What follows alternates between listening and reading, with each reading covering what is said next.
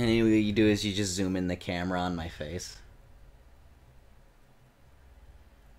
Didn't we do that bit already? Oh.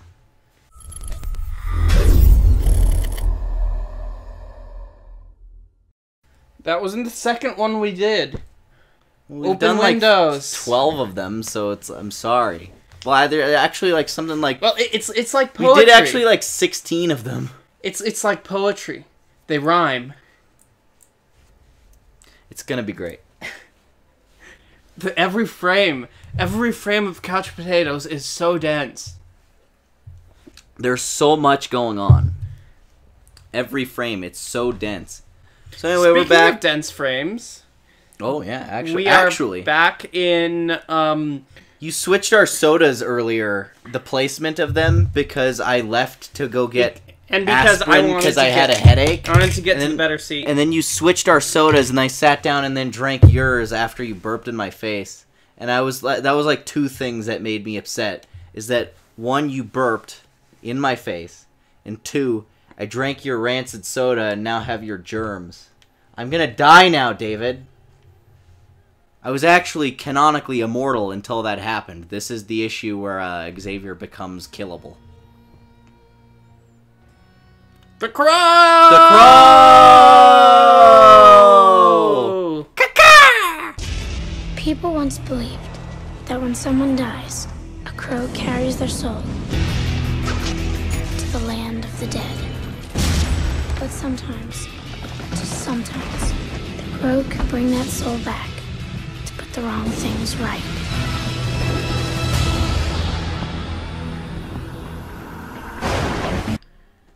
You know the movie that stars Jason Momoa?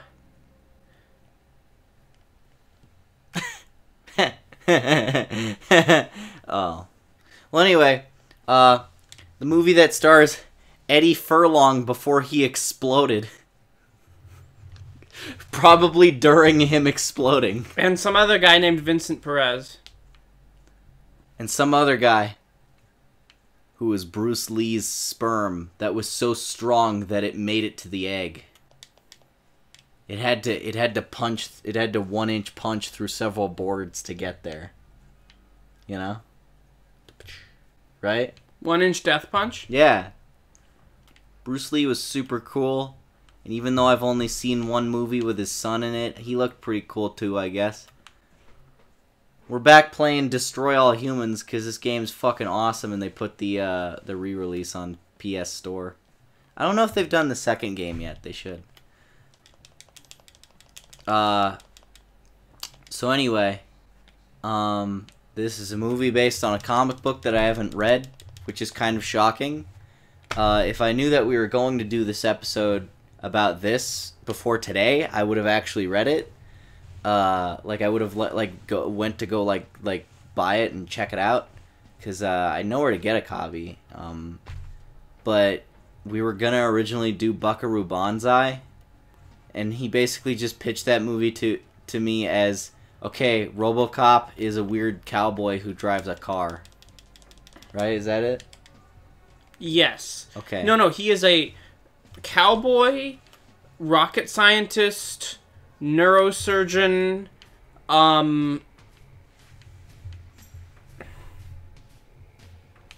yes.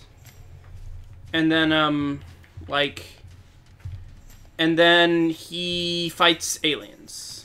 Oh, okay.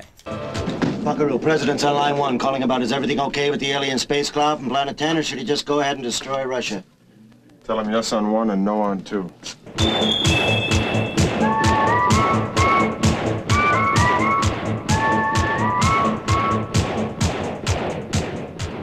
So, The Crow is another Crow is movie about a man who is killed in an unfortunate accident involving a prop gun. And then he comes back from the dead via good editing. And a good movie. And CGI duplicates. I want you to just be playing a loud-ass laugh track over those last 2 jokes I made. Cue Seinfeld theme.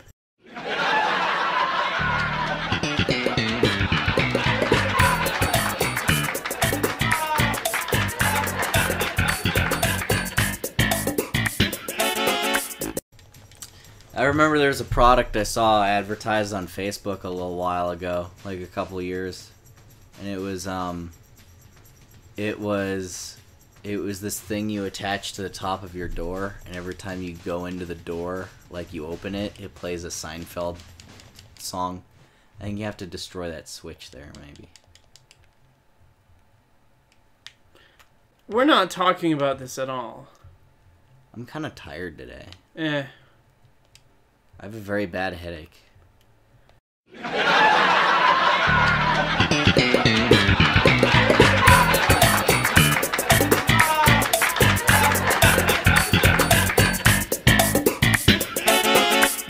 So, speaking of headaches, The Crow is about is a movie about a guy who's thrown out of a 6-story window after a bunch of criminals break into his house, molest his girlfriend as a group, shoot him several times, and then throw him out a window.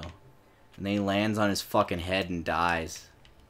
And then he comes back on the 1-year anniversary of his death, and he decides to avenge his dead fiancée. And all that shit happened the day before their wedding day, and he's like fucking mad. Well, what else? Let me ask you this. What did you ask for when you decided to get married on Halloween? A really cool themed wedding where everyone was wearing gothy clothes and costumes. You know what's really stupid? Is how there's never an actual official place that you should put the subtitles option in video games. Mm-hmm. Like, some days it's like, okay, we'll put it in the audio section, since it's technically an audio thing. Like, you know, it's like whether or not you're able to hear it. But like, you know, sometimes they put it in display since it's also technically a the funny thing about this review of The Crow is that we've already recorded a Couch Potatoes where we review another film from this director, Alex Proyas, Dark City.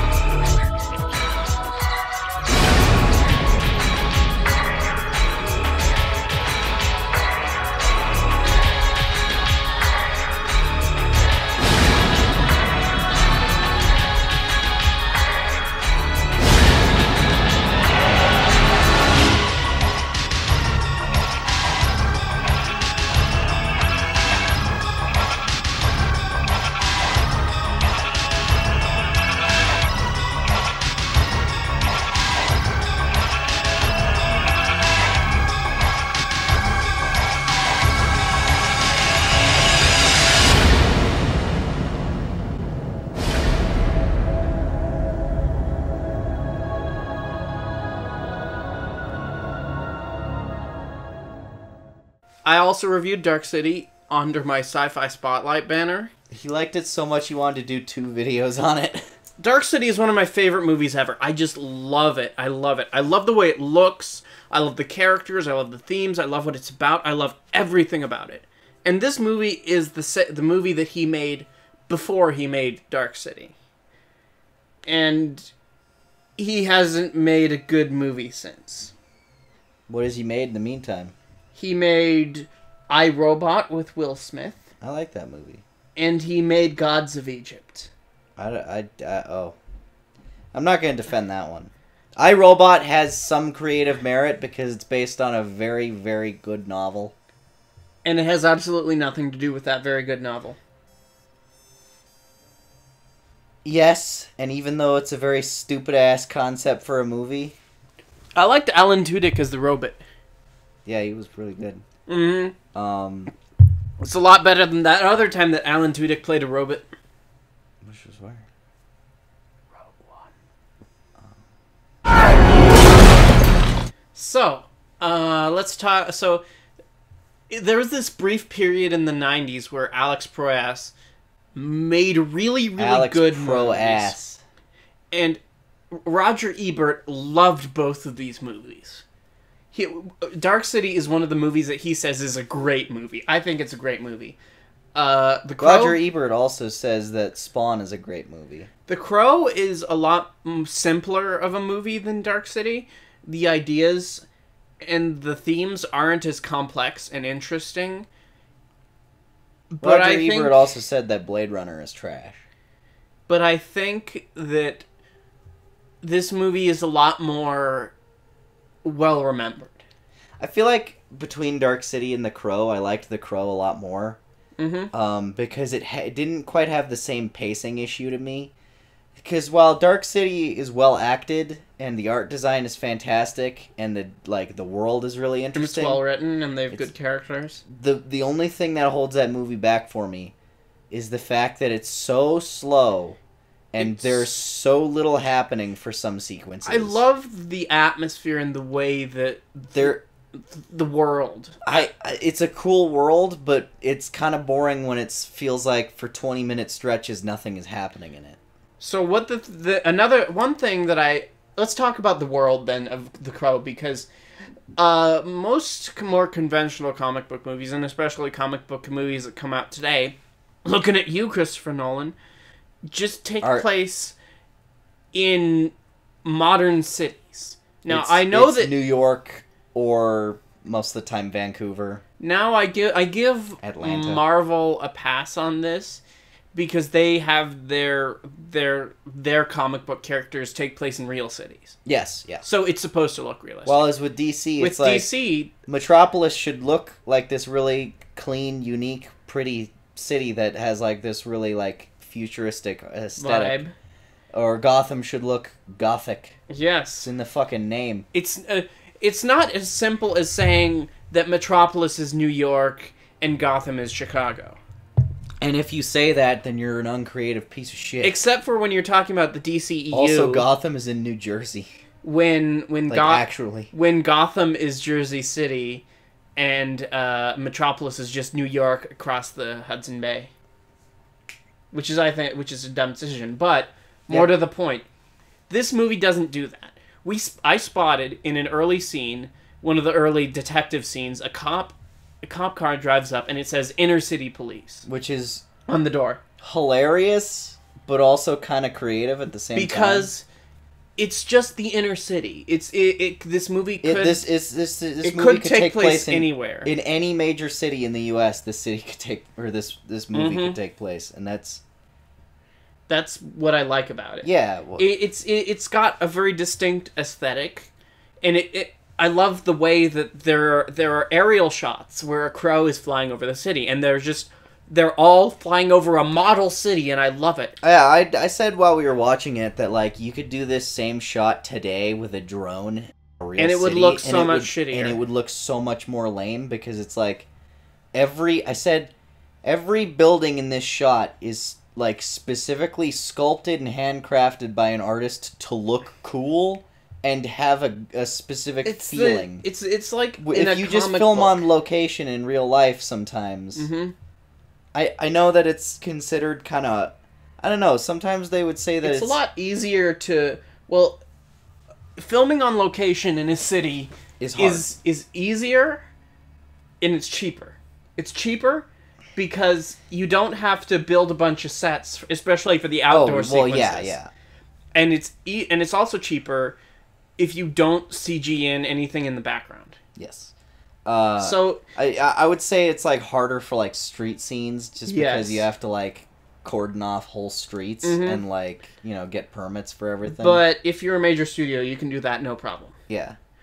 So I love and this is the antithesis of what I don't like about most major comic book movies these days, is that they're all just like Atlanta, Vancouver, you know, some movies are being shot in California these days, New York, or Chicago. Someday soon, actually, here they're building that big ass studio.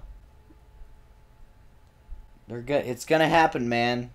In like the next 4 years. Listen, Colorado has cut back on the incentives. They're not going to film here until we give them more money. Oh. So. It was like looking like it was going to happen for a second. Mm-hmm. Damn. So, the studio's going to still be here, but like. So, more to the point. Yeah. I love the way this movie looks. The way this movie is shot. The art design. Every couple of seconds I kept shouting, "That's a cool shot." Because some of these, the way these are framed looks like good enough to take a screenshot and have it be the lighting is fantastic. The lighting, the set design. You see, most of the movie takes place at night, but you can actually see what's going on. Which is hilarious that's a compliment. How many movies are there where... I just this past weekend, I went and saw Han Solo. You made me think of... there are so many scenes in that movie that are dark, and you can't see what the hell is going on, and it looks just ugly. You made me think of Alien vs. Predator Requiem. Never seen it. Every scene in that movie at night is so dark you can't tell what's going on. It's underexposed. They didn't think about the lighting at all. They were just like, we'll have it be dark. And then also, on top of that, there's shaky cam constantly during the action sequences. So that reminds me of Hunger Games. It's dark and it's moving a lot. You can't tell anything that's going on. That's basically also the climax of the first Hunger Games. Yeah, it was.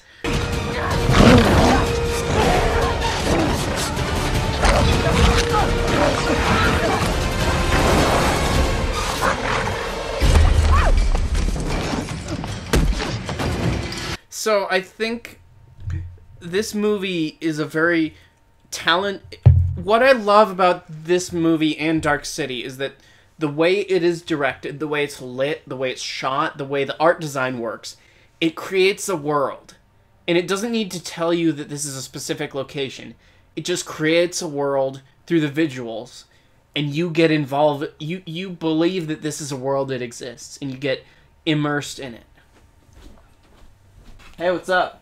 So let's talk about the elephant in the room, about The Crow, and that is the fact that they were going to do a reboot. There was a child actor that wasn't very good in it. And they were going to do a reboot. Oh, and they were also going to do a reboot with... Starring Jason Momoa. Starring Aquaman. But turns out, as of May 2018, they have... Momoa and the director have both dropped out because of budget and creative issues with the producer who holds the rights. Who is the guy who brought us Resident Evil and Silent Hill. Among other things. So what a talented individual. So here's the thing. I have a feeling that the director actually had a passion for this source material. He wanted to make it more like the comic book. And he wanted to do practical effects and real sets and all that. And I feel like Jason Momoa had a passion for this project. He wanted to do it. But then the producer who holds the rights just, shot it out of their hands. So that seems to be happening a lot with like they're announcing so many comic book movies lately that they can't even produce them all.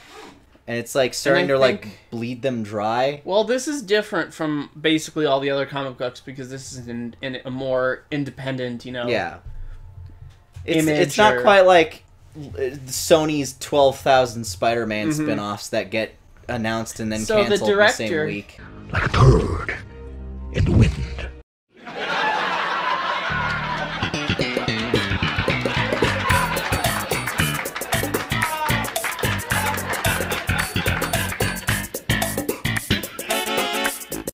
So the director of this movie has said, Alex Proyas has said, let's not make any more of these. Let's not reboot it. Don't remake it. Let it be a memorial to Brandon Lee. And let's get to that. Let's be very respectful about it. So I think everybody knows that Brandon Lee died because he was filming this movie because of a misfired prop pistol. Okay, so... we don't need to go into details. We don't need to discuss that. Well, no, I was just talking about how fucking sad it is that both him and his dad had this exact scenario. Yeah. Where it's like, shit, how do we finish the movie now that he's dead? So before... There were a lot of scenes where you could almost tell, where it was like, yeah, that's why they had to fill in because they didn't film it. I have a theory about the first shot where you see his face with the makeup. I think that was like a picture of him that was superimposed on over like a silhouette of a body actor, because his body's perfectly silhouetted, and the lighting strikes, and the only thing illuminates his face for a little bit. And it looks almost like a picture that was just placed over it very carefully, and it zooms out really far, so you don't get to see exactly how bad the line around is. I could be totally wrong, maybe just filling that in, but I feel like that shot is one way they had to do that. There's also multiple scenes in the movie where it just kind of freeze frames and then cuts to the next scene, because I feel like they didn't get around to filming the rest of whatever they're gonna do. Like, or maybe they had, like, there's a scene where Brandon Lee's character, Eric, embraces the little girl they adopted, the adopted. Yeah. He's like hugging her, but then shots from behind, like, over his shoulder. And his face there, because they didn't film that entire scene. Yeah. And then they just filmed what they could. Well, even before that in the scene, you'll see his face in perfect silhouette, and he's like, the way it's filmed, it was weird, because it felt like there was gonna be like 2 or 3 extra minutes of the scene of talking, but then they cut it out. So it just stops and so there's some gaps in the movie because the main star had their introduction, and they did what they could through 19 years to make it. Overall, I would say that, like, I feel like people kind of bring that up a lot as a talking point about this one. Well, the thing is, here's the reason why people bring up Brandon Lee's death when talking about this movie, is because it's so close to home when you're watching the movie. Yeah. Because the movie is about death and loss and moving forward. And it's about losing, it's about how to move on when you lose somebody that you love. It's not quite the same as like. It's not watching like the guy who died. Paul Walker. Okay, well with that one it actually was kind of the same sort of deal because everyone on those movies are really close friends and they really love each other in real life. So like Vin Diesel was like super depressed after Paul Walker died, and then having to film the rest of the movie without him was like a really sad experience. I think that's actually a comparable thing. A different thing, I'm gonna juxtapose this, is, what is his name, Harold Loomis? Ramis? No. Sam Loomis, the character in, the Halloween movies, yes. The psychiatrist who's, like, his job is to, like, take care of Michael Myers. Around, like, the fourth or fifth movie in that series, I remember that actor passed away, and they had like this really complicated plan for what they were going to do with his character, and then they just couldn't follow up on it at all because the actor died. And then they just had to awkwardly cut him out of the movie and then just never reference him again, and it didn't really have any kind of like emotional impact. It was just like almost a little disrespectful how badly edited it was. So I think that this is like the really classy way to do a tribute to your actor died in the middle of making. And what I will say is that instead of just like this embarrassing cutting around, it's such a tragic way to watch a movie about somebody dying and moving on. When you know that the actor died and moved on, it adds another layer to the movie. If you know that, it adds a meta layer to the movie. Well, the point I was going to make earlier is that I feel like a lot of people bring up the stuff with Brandon Lee's death. But honestly, I feel like the movie was really coherent and easy to follow. It's a really good movie. If I didn't know that happened, it would have felt fine. Yeah. My brain started looking for spots where I could see the holes because of that. Because I had that information going in. I feel like I wouldn't have even noticed if I didn't know that. It's a solid movie. They did a really good job with what they had, even though they were missing a couple weeks worth of footage. It's a great movie. Even still. Yeah, even despite that. And that's really cool. And what I love about this movie and what I love about Alex Proyas' movies overall is the way they look. Like the action in this movie and the action in Dark City isn't all that visually exciting.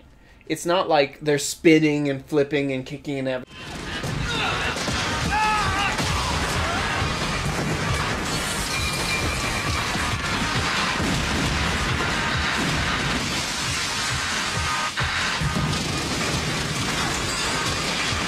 It's not, but the frames. It's not over choreographed. The frames are gorgeous. The way he moves in this movie is really interesting and cool. Like there's some kind of otherworldly thing to it. I love the way he talks and his sort of screen presence. Brandon Lee's screen presence. He has, it's weird. Like he starts quoting The Crow, and it's such a fun. It's like because when Hugo Weaving starts doing his dumb alliteration in V for Vendetta, you're just like, shut up, I don't care, leave me alone.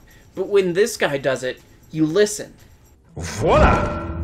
In view, a humble vaudevillian veteran, cast vicariously as both victim and villain by the vicissitudes of fate. This visage, no mere veneer of vanity, is a vestige of the vox populi, now vacant, vanished.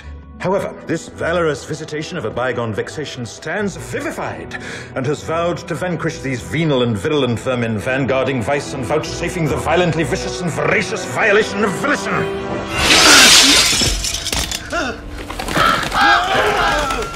Suddenly, I heard a tapping, as of someone gently rapping at my chamber door. What are you talking about? You heard me rapping, right?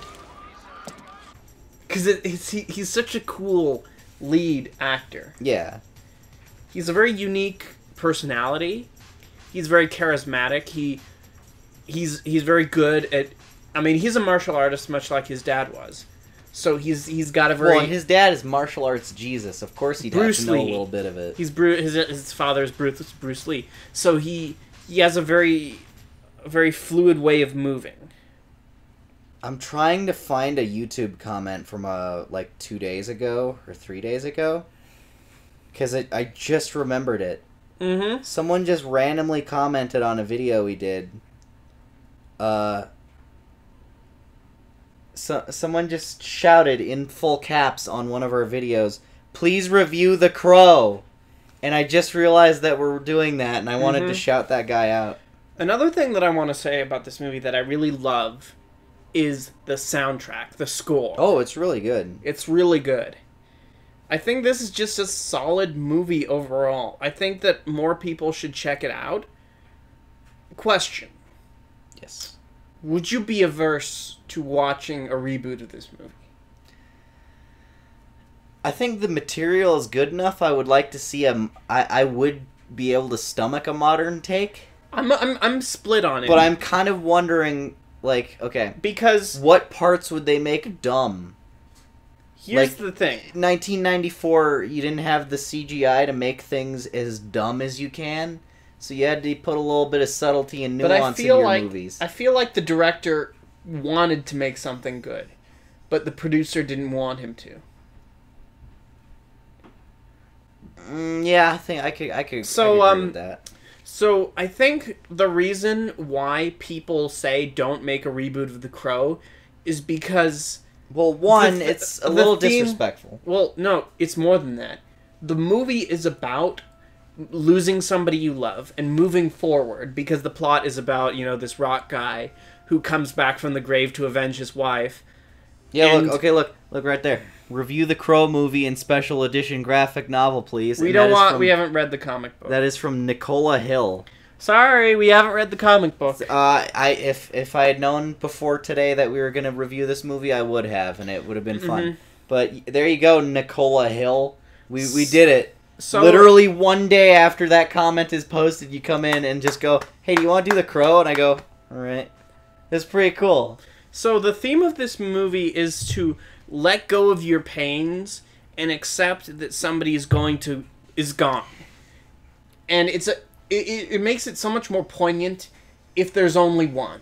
Yeah. If there's only one of these movies, then the theme of losing somebody and moving forward. It's not like that's the first time that this disrespect has happened, though. The bastardization started in, 1995 when they were like, "Let's make a sequel!" But instead it's about a different guy who gets killed and becomes But the thing is, I'm okay with the two sequels because nobody cares about them and nobody watches them. One of them was in 2005. That's so fucking recent. So the thing is, if we just... And it's been gone. It's been, done for many, many years. And I think that this is just a cool movie for people to pick up and try out and see something new. I first caught this movie on late night cable reruns. And you asked me, is it good? And I said, I don't know, I hear it is. And then I just stayed up until 1 a.m. to watch it, and it was great. Well, you saw the TV edit. I saw the TV edit. It took out, the two F words. The gore and the butts. There was one scene with butts. Don't worry, it's girl butt. It's not guy butt. Yeah, if it's guy butt, it's fine. Guy butt is PG-13, girl butt is R. Because, Hugh Jackman got away with it in... Hugh Jackman puts his ass in every movie on purpose. Days of Future Past. Hugh Jackman demands that his ass is visible. It's in his contract. I just remember Hugh Jackman talking about how him showing his ass in Days of Future Past traumatized his son.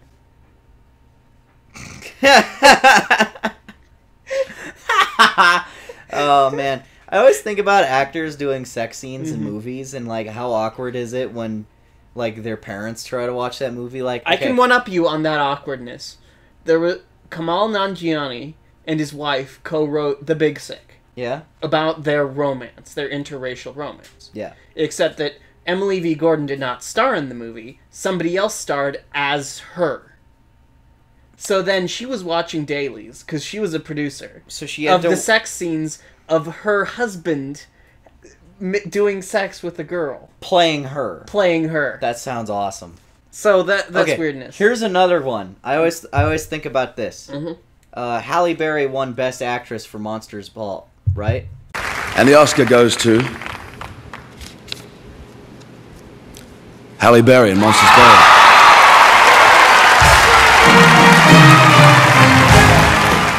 Isn't that the movie where they did an unsimulated sex scene?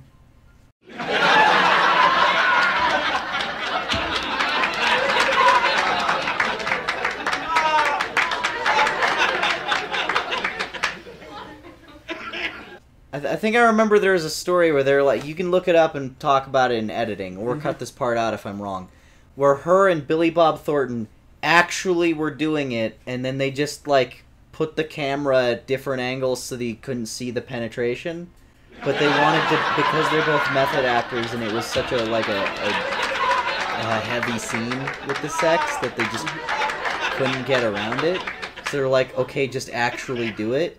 And she won Best Actress for that. I keep thinking about, if that's the case... Maybe they don't know to this That's like a really famous Hollywood story, I thought.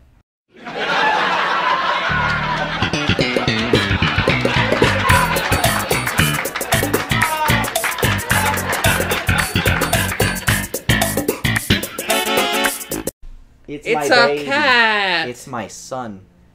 What's the son called? His name is Monkey. He's been in several episodes of this show. Touch the computer so it doesn't die. See, look, it's an adult now. He's He's a big man. Do a comparison shot of how small he was in those other episodes with how fucking huge he is now. He's fat. Yeah, he's a thick boy. You're fat. He's thick. Mwah. I love you. Thick like Godzilla. Yeah, he's got big... Sometimes I say he reminds me of Godzilla because his upper body is kind of thin, but his lower body is super chunky. Godzilla is the ideal male body type, and if you can't handle that, you may get not the like fuck it, out. but this is what peak performance looks like. It just shows his giant ass thighs and his tiny arms, like specifically Shin Godzilla. He skipped arm day, but boy did he never skip leg day. Although to be fair, 2014 American Godzilla didn't skip anything day. He's got fucking abs. He's just thick all over. That Godzilla is the buffest, biggest, chunkiest Godzilla. You could actually see the outline of his Godzilla abs. Speaking of which, we were having a very similar conversation to this about The Crow. About how you were saying how Brandon Lee is not a stereotypical thick lead actor. This is just a weird minor note, but I actually really like that Brandon Lee is not a super buff dude. And I kept thinking about, like, I kept trying to imagine Jason Momoa in these same scenes, and for some reason he just didn't work as the character for me. Because Jason Momoa he's a very big dude. He's a bigger guy, so I can't imagine him doing and these... he's very... well, there's something kind of ghostly about it in this movie, because he's kind of... He's so pale. He's pale, he's lanky, and he's just kind of little, but he's still powerful in a sense. He's lean. He has a similar body type to his dad, right? And that's something that kind of makes him stick out as a protagonist. Yep. Because I keep thinking about other comic booky characters like this, and they're always just the buffest Rob Liefeld kind of men. And I just can't imagine Jason Momoa in this role because he has like the Kratos body type.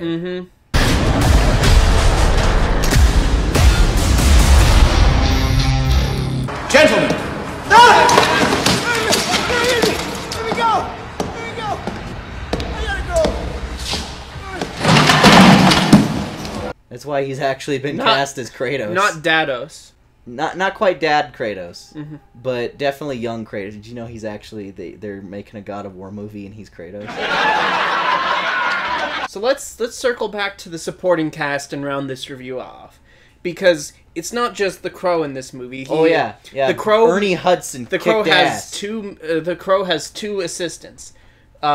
He teams up with Ernie Hudson from Ghostbusters as a detective. This time he's on the side of the ghost. A detective turned to beat cop who's just a really nice guy who helps out the Crow and helps him out with his problems and his issues, and shows up in the climax when he's lost his powers to just shoot a bunch of guns. What I like about that is that they could do this whole other thing where he's trying to catch the Yeah. crow the whole movie, because that's the most generic thing. Is like, That would be... I don't understand your revenge quest. I'm trying to catch you, even though we're on the same side of the moral compass. And then there's a scene. I'm not your enemy. The criminals are the enemy. And then but I gotta arrest you. Like, I hate that. And then there's the one scene where after the main character has been injured, he's like, I need your help, and he's like, oh fine, I'll do it.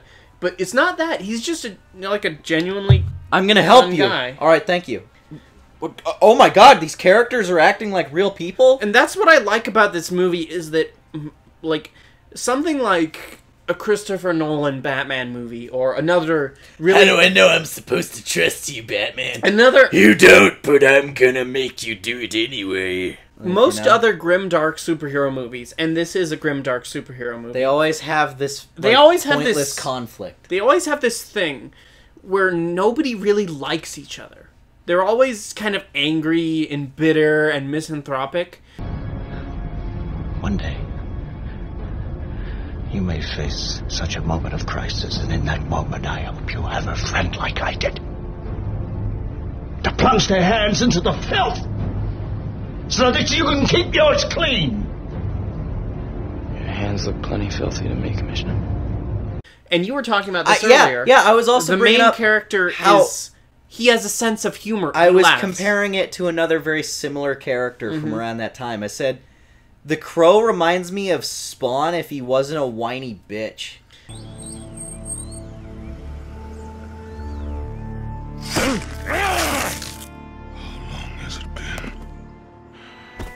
Where have I been?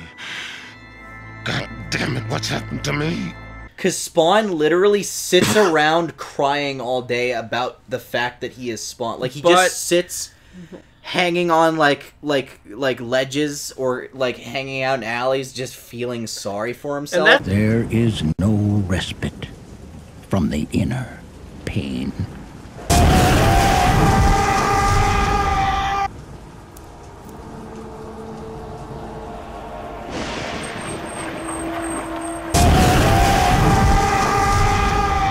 All I need is wonder. But I can't have her. Not like this. Thing that a lot of those comic books would do, but with this one, he makes jokes. He makes jokes. He catches up with the people from his life. He is proactive in his plot. He helps people without being a dick about it. And, like, normally, like, in another movie, there's a little girl character who is played by an iffy child actor. Yeah. But that little girl character has a mom who is a prostitute. Yes. And in one scene, the Crow murders the guy that she was, banging. Yeah, she was getting morphined with, which is how you can tell it's a 90s movie. And then he just lets her go. He's like, you have a kid, be a mom. And then she does.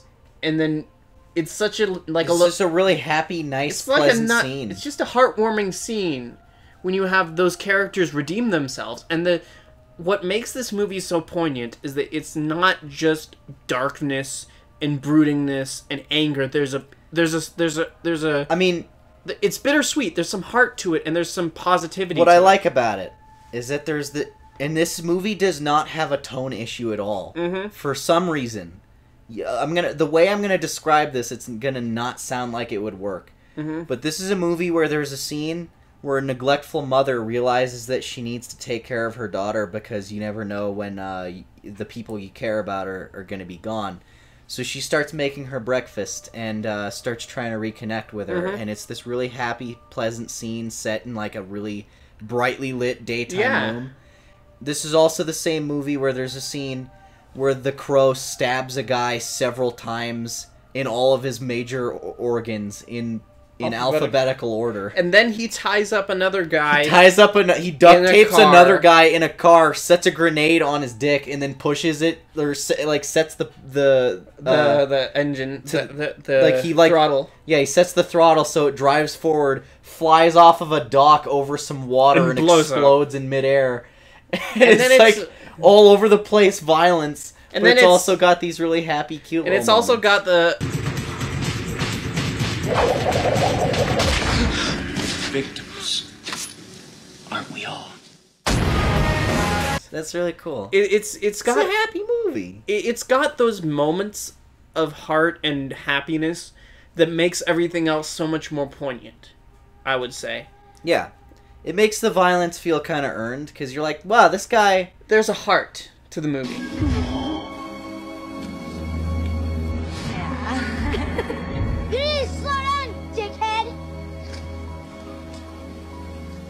He couldn't have stopped. He was a butt face. I could have made it. What are you supposed to be, a clown or something? Sometimes. It's more like surfing than skating. I wish the rain would stop just once. It can't rain all the time. Eric? When Al Simmons murders the fuck out of 900 people, you don't really care, because, like, Al Simmons was a grumpy asshole before he died. And he's but not this guy, growing Eric Draven, you feel like... Draven. I've always heard people saying it Draven. Whatever. With this guy, you feel like he was a nice guy before he died, and then you feel like it's really earned when he gets to kill the shit out of everyone. You're like, yeah, I feel good about this. You go get him, buddy. You root for him because he's not a grumpy, grimdark asshole. Like, okay, don't get me wrong. The Punisher is one of my favorite characters of all time. Not every character needs to be the Punisher. Mm-hmm. Sometimes I want a revenge plot where the main character is actually likable. Yeah. What a surprise having a main character that's likable. Especially in the 90s comic book movie era. And I think with that surprise, we're going to end. See you next time. Bye. Go check this one out. It was really good, actually. Watch it. It's good.